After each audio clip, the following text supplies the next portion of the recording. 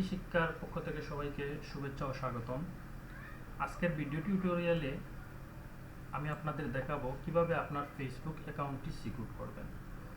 তো অনেক সময় দেখা যায় যে ফেসবুক অ্যাকাউন্টটি হ্যাকিং হয়ে গিয়েছে।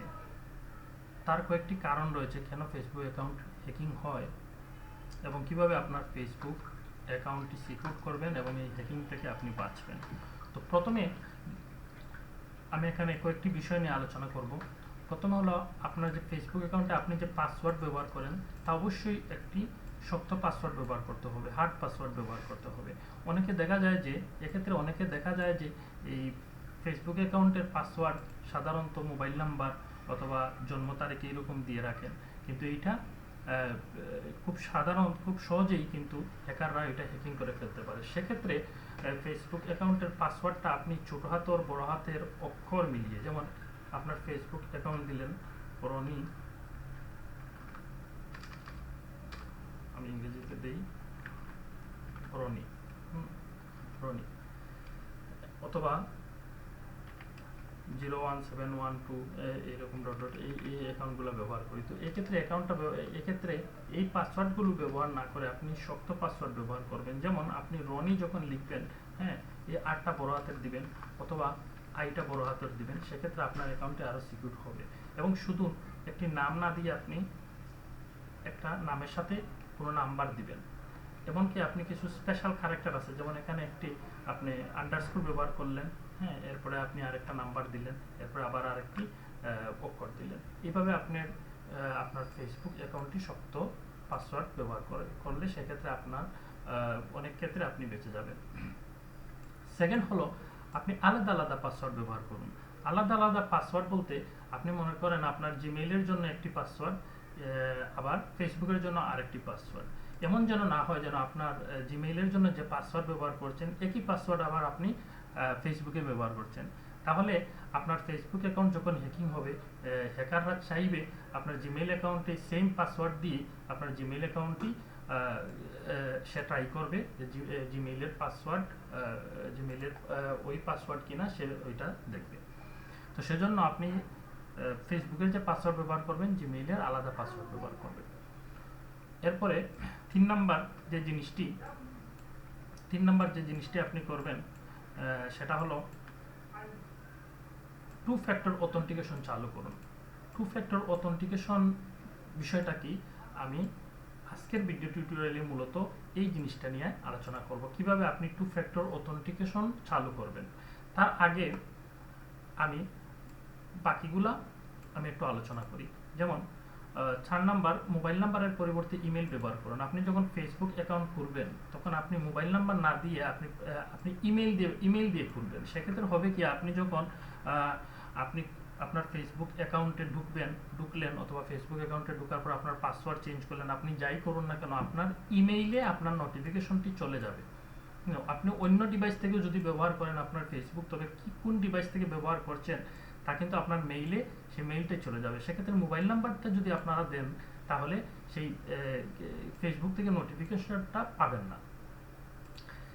এরপরের ধাপ হলো আপনি ট্রাস্টেড কন্ট্যাক্ট সেট করে রাখুন। এটা আমি পরবর্তীতে ট্রাস্টেড কন্ট্যাক্ট কীভাবে সেট করতে হয় এবং এটার কাজ কি আমি পরবর্তীতে আরেকটা ভিডিওতে সেটি আলোচনা করব।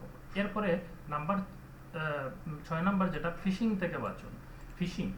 ফিশিং জিনিসটা হলো যেমন কি, ফিশিং হলো আপনি ধরুন একটি সাইট আপনি ব্রাউজিং করতেছেন, আমাদের সাইট হলো facebook.com আপনি ব্যবহার করেন। এক্ষেত্রে আপনি দেখলেন যে অনেক সাইট আপনাকে এরকমভাবে দিবে, তা আপনি তো মনে করবেন যে এটাই ফেসবুক, আপনি ইউজার নেম পাসওয়ার্ড দিয়ে ঢোকার চেষ্টা করবেন। হ্যাকাররা কিন্তু এটা কিন্তু এই দেখেন FACE ফেস BOK দিছে, হ্যাঁ। তো সেই বিষয়টা একটু নজর রাখবেন, আপনি যেন ফেসবুকে ঢুকতেছেন ওইটা কি ফেসবুক নাকি অন্য কিছু। এটা হলো ফিশিং মূলত।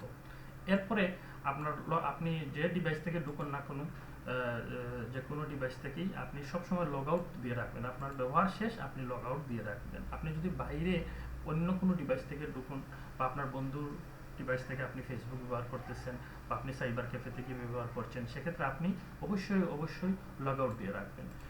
তো তো যে বিষয়টি নিয়ে আমি আজকে আলোচনা করব সেটি হলো টু ফ্যাক্টর অথেন্টিকেশন কিভাবে চালু করবেন। টু ফ্যাক্টর অথেন্টিকেশন জিনিসটা কি? টু ফ্যাক্টর অথেন্টিকেশন জিনিসটা হলো আপনি যখন আপনি ফেসবুক ব্যবহার করছেন একটি পাসওয়ার্ড দিয়ে, যখনই আপনি ফেসবুকে লগ ইন করবেন তখনই সাথে সাথে আপনার মোবাইলে একটি কোড নাম্বার চলে যাবে। সেই কোড নাম্বার দিতে হবে আপনি ফেসবুকে ঢুকতে হলে।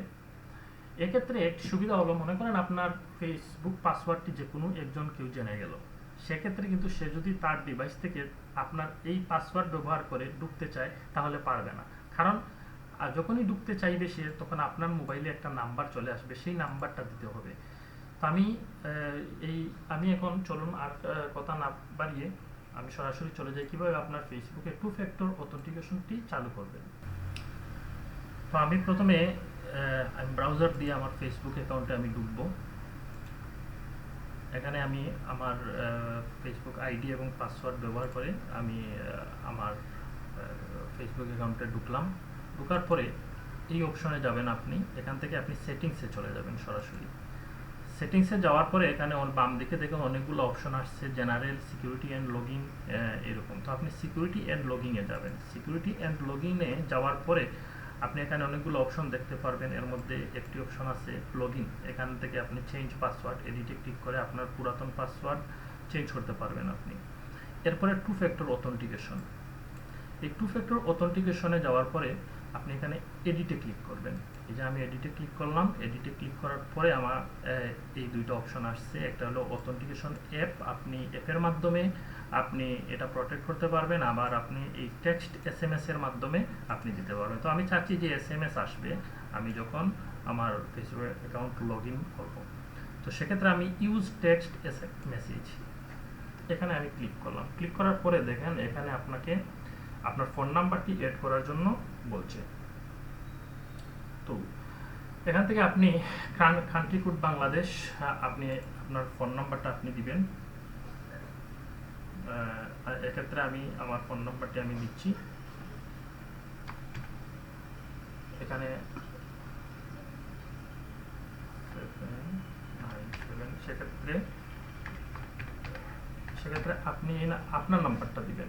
এখানে বাংলাদেশের কোড হলো +880, সেক্ষেত্রে আপনার এখানে 0 বসানোর দরকার নেই, আপনি 1 থেকে বসান বা আপনার যে নাম্বার সেখান থেকে আপনি বসাবেন।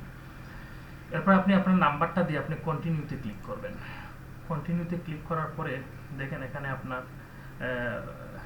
অলরেডি ফেসবুক থেকে আপনি একটা 6 ডিজিটের কোড কিন্তু আপনার এই নাম্বারে চলে আসছে। আপনি যে নাম্বারটা দিয়েছেন আপনার সেই নাম্বারে 6 ডিজিটের কোড নাম্বারটা, ধরুন আমি এরকম একটি কোড দিলাম। কোড দেওয়ার পরে আপনি কন্টিনিউতে ক্লিক করে দিলেই আপনার টু ফ্যাক্টর অথেন্টিকেশনটি চালু হয়ে যাবে।